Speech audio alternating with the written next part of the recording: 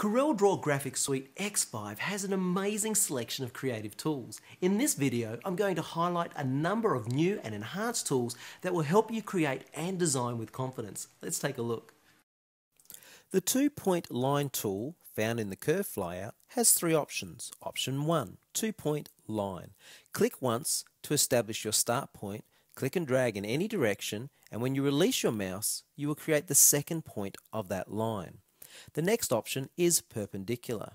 Simply click on the edge of any surface, begin to drag your mouse, and the line will come off of the edge of that surface at a perfect perpendicular. Option 3, tangential. Clicking again, particularly on a curved surface, as you can see the line comes off at a perfect tangent. When snapping to your next object, to continue on, hold your finger on Control and it will remain snapped. The B-spline tool is a very easy way to create curves. Click, and every time you click, you're creating a floating control point. To clamp a point, hold V on your keyboard and that point becomes clamped. The new Join Curves Docker allows you to select independent curved vector-based objects, click the docker to activate. Any points that fall inside of the gap tolerance will automatically connect. If I increase the gap tolerance, additionally we can see these 2 points can also connect. Choose the type of connection that you would like and click Apply. With this broken rectangle, if I were to choose Extend, increase the gap tolerance, we can recreate a perfect rectangle. The rectangle tool now has some great additional properties. You can choose from any one of 3 corner types. If I enter a value of say 10, hit enter, I have perfect radius corners. If I now readjust or scale my rectangle, as you can see, all corners maintain that perfect radius. If I turn off relative corner scaling, as I resize now, I will maintain that exact value as in the property bar, no matter what I do. And finally, it's very easy to simply alternate your corner type, scalloped corner or chamfered corner, anytime you need. The dimension tools have now been placed in a single flyout. Using the tools is easy. For example, the parallel dimension tool. Simply click, drag to your next point, release your mouse, move your pointer and click. And the new segment dimension tool is tremendous. Simply click near a node to capture, in this case, the radius. A single click captured the distance of that radius. And finally, the 3-point callout. Simply click and drag, click again, and type your text. It's that easy. A great new feature is the new Pixel Preview mode. I'll zoom in very tightly on the end of this leaf to demonstrate. If we now come up to View and turn on Pixel Preview mode, we now see a perfect rendition of this image as if it were a bitmap. Furthermore, I can still select the Shape tool, and if on the standard toolbar I turn on Snap to Pixels, I can still select an object, and what I'll do is select that node, and as I begin to move, can you see how that node point is snapping to my pixels? This is a brilliant way to perform the final touch-ups on any design. The new Objects Docker allows you to work with precision. Selecting my object here, I need to place the lower left-hand corner at 186 by 143 coordinates, hit enter, and I need my object to be the accurate size of 65mm by 45mm. Again, hitting enter. If I click replace object, look at that. We have the perfect result based on perfect calculations. There have been a number of enhancements to the Color Palette Manager. Now these include new and much more accurate Pantone colors. You'll even notice we have a number of roll and color palettes as well. Overall, the manager is a lot easier to work with.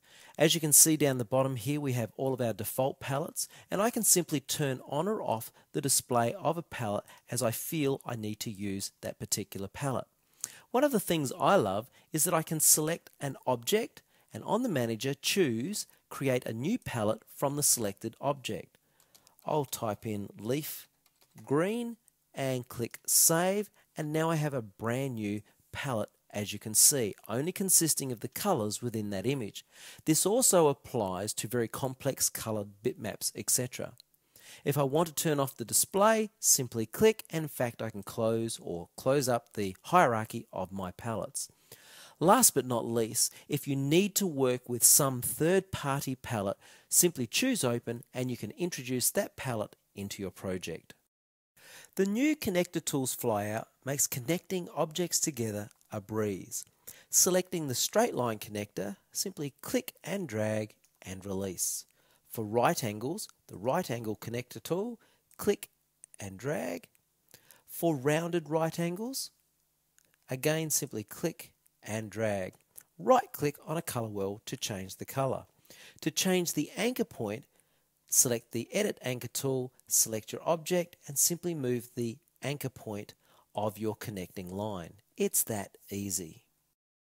The Mesh Fill tool has been vastly improved. If I zoom in here on these two objects, on the left you'll see beautiful smooth transition of color, and on the right are those typical harsh lines in the mesh that we're used to seeing in the past.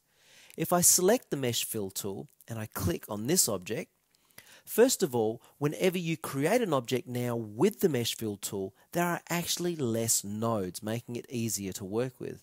And if I click and drag a color into the node area, can you see the beautiful, smooth, seamless transition of color? Furthermore, on the property bar, we now have a smooth mesh color button option. If I turn this off, you can notice the color becomes a little more washed out, but with it turned on, we have a rich depth of color blend. Now, additionally, I can select a number of nodes, and on the property bar, I can actually make that area of my mesh transparent so you can actually see through. This is a really powerful effect that you'll find very handy. And also new to CorelDRAW X5, all toolbars are locked by default. To unlock and move a toolbar, right-click on any of the toolbars and deselect the Lock Toolbars option. You'll now notice grab handles appear at the end of all the toolbars. Simply click on a grab handle and drag that bar to your new location. To redock to the last location, simply double-click on the title bar. PhotoPaint has a brand new powerful tool for converting color photographs to grayscale. If we come up to Image and down to Grayscale, you can see we now have control over individual colors within the image. Notice the high level of red within these leaves. Well, if I move the red slider toward the black end of Grayscale, notice how the leaves darken on the Grayscale preview. And again, this applies to all of the other colors. For a perfect result every time though, just run with the default. You're guaranteed to always have a good grayscale conversion. One of my favorite new features in PhotoPaint is found under Adjust, and it's called Vibrance.